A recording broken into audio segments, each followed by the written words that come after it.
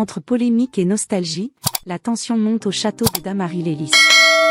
Alors que le départ de Mélissa a laissé les académiciens sous le choc, les notes attribuées par Sophia Morgavi en direct ont provoqué un véritable séisme sur les réseaux sociaux.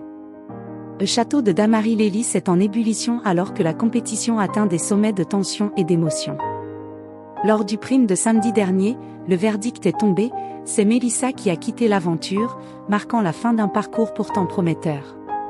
Ce départ est survenu à l'issue d'un prime d'évaluation en direct particulièrement stressant.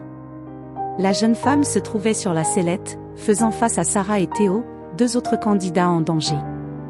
Lors de cette soirée spéciale, les professeurs ont noté les élèves en direct.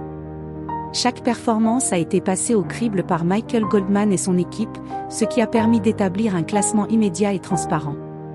Cette méthode de notation instantanée a ajouté une couche de pression supplémentaire, les académiciens découvrant leur score devant des millions de Français. C'est précisément lors de cette phase de notation que les réseaux sociaux se sont enflammés. Au cœur de la tempête, la prestation de Sarah, qui a d'ailleurs été nommée ce soir-là. Une petite polémique est apparue sur X et Instagram, ciblant directement le corps professoral.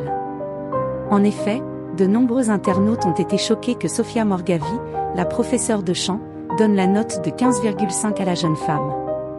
Pour une partie du public, cette note a été jugée sévère, voire injuste, au regard de la difficulté technique de la chanson interprétée. Certains fans n'ont pas hésité à accuser la professeure de ne pas apprécier Sarah, suggérant un manque d'objectivité qui aurait pu coûter sa place à la candidate. Face à cette déferlante de critiques et aux accusations de favoritisme ou de rancœur, Sophia Morgavi n'est pas restée silencieuse. Très active et soucieuse de la pédagogie, elle a pris le temps de répondre directement à certains commentaires sur Instagram. Elle a tenu à clarifier sa position en assurant qu'elle ne notait absolument pas les élèves à l'appréciation personnelle ou à l'affection, mais bel et bien à la performance vocale.